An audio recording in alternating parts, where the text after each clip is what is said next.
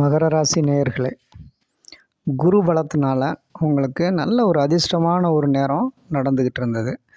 திடீர்னு அக்டோபர் 9லேருந்து குரு வக்ரமானது உங்களுக்கு நல்ல விஷயங்களை அப்படியே ஸ்டாப் பண்ணிடுச்சு. எல்லோரும் முன்னாடியும் தைரியமாக தன்னம்பிக்கையோடு வாழக்கூடிய நீங்கள், இந்த சின்ன சர்க்கிள் உங்களுக்கு பெரிய அளவில் ஒன்றும் பாதிப்புகளை ஏற்படுத்தாது. பிப்ரவரி 4ஆம் தேதியிலிருந்து குரு வக்ர நிவர்த்தி ஆனனால நீங்கள் எதிரிகளுக்கு முன்னாடி நீங்கள் சவால் விட்டது எல்லாமே நல்லபடியாக நடக்கும். ஏன்னா குரு வக்ர நிவர்த்தி 5ஆம் இடத்துல நல்ல இடத்துல பலன் கொடுக்கக்கூடிய அமைப்பை கொடுத்துருக்கு. குரு பலம், ராகு கேது, சனி பலம் என உங்களுக்கு எல்லாமே ஒரு அதிர்ஷ்டத்தை தரக்கூடிய இடத்துக்கு பயிற்சி ஆக போகுது. அதனால் மகர ராசிக்காரங்க எந்த கவலையும் இல்லாமல் நிம்மதியாக இந்த மே 14 வரைக்கும் கொஞ்சம் பொறுமையாக இருந்தீங்க அப்படின்னா உங்களுக்கு அதிர்ஷ்டங்கள் கூடி கொட்டி கிடக்க போகுது.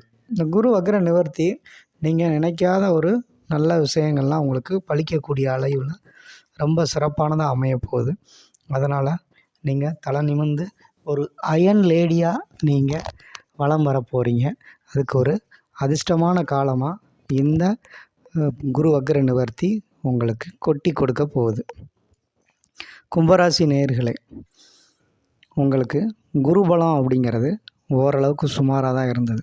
இந்த வக்ர நிவர்த்தி என்பது உங்கள் குடும்பத்தில் சில சலசலப்புகளையும் அலைச்சலையும் கொடுக்கக்கூடியதாக இருக்கும். இருந்தாலும் அடுத்து வரக்கூடிய குரு பயிற்சி உங்களுக்கு யோகத்தை தர போகிறனால இனி இருக்கக்கூடிய ஒரு 3 மாதம் மட்டும் கொஞ்சம் பொறுமையாக இருந்தீங்க அப்படின்னா உங்களுக்கு ஜென்மச்சனியும் விலகிடுறாரு. குரு 5ஆம் இடத்துக்கு போகிறாரு.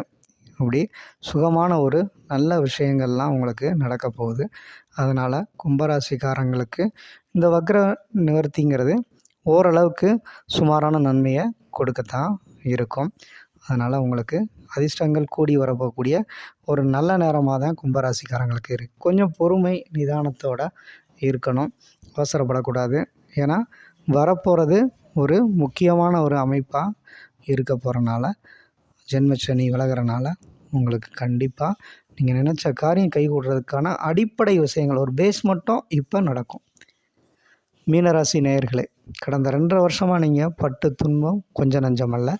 இப்போ குரு குடும்ப கழகத்தில் இருந்தது வக்ர நிவர்த்தி ஆனனால ஓரளவுக்கு ஒரு ரிலாக்ஸ் ஆகக்கூடிய அமைப்பு தான் இருந்தது.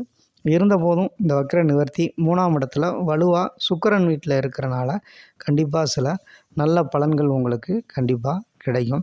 இருந்தபோதும் குரு பயிற்சி வரைக்கும் கொஞ்சம் பொறுமையாக இருக்கிறது நல்லது. ஏன்னா ராகு கேது பயிற்சியாக இருக்கட்டும், அது ஜென்ம ராகுவாக இருந்து உங்களை பாடாப்படுத்திகிட்டு இருக்கு. ஸோ அந்த ஜென்ம ராகு விலகி உங்களுக்கு புது யோகம், புது வாழ்க்கை அப்படின்னு ஒரு நல்ல விஷயங்களை உங்களுக்கு கொடுக்க போகிறாரு. பொதுவாக மீனராசிக்காரங்களை பொறுத்த வரைக்கும் என்னடா வாழ்க்கைன்னு வெறுத்து போகக்கூடிய அமைப்பு தான் உங்களுக்கு இது வரைக்குமே இருந்துக்கிட்டு இருந்துச்சு. இந்த நிலை உங்களுக்கு நிரந்தரம் இல்லை. இனிமேல் ஒரு அதிர்ஷ்ட யோகம் அப்படிங்கிறது உங்களுக்கு கண்டிப்பாக இருக்க போகுது.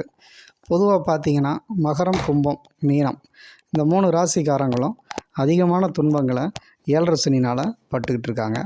அதில் குறிப்பாக மீன ராசிக்கு அடி மேலே அடியும், கும்பராசிக்கு இடி மேலே இடியும், மகர ராசிக்காரங்களுக்கு ஒரு ஸ்மூத்தாக அடியும், இப்படி 3 பேரும் டிசைனாக அடி வாங்கிக்கிட்டு இருந்தாங்க. இப்போ இந்த 3 பேருக்குமே இந்த சனி பயிற்சிங்கிறது ஒரு பெரிய ரிலாக்ஸாக கொடுக்கும். வீடு வாகன யோகம், குடும்பத்தில் மகிழ்ச்சி, பிரிந்தவர் இணைவர், ரொம்ப கஷ்டமான ஒரு சூழ்நிலைகள் மாறும். மன ரீதியாகவும் உடல் ரீதியாகவும் இம்ப்ரூவ்மெண்ட் இருக்கும். அடுத்ததாக உங்களுக்கு தொழில் ரீதியாக பெரிய வெற்றிகள் கிடைக்கும், ப்ரமோஷன் கிடைக்க போகுது. இப்படி தொழில், மனம், உடல் ஆகிய அனைத்திலும் ஒரு நல்ல சூழ்நிலை உங்களுக்கு உருவாகும்.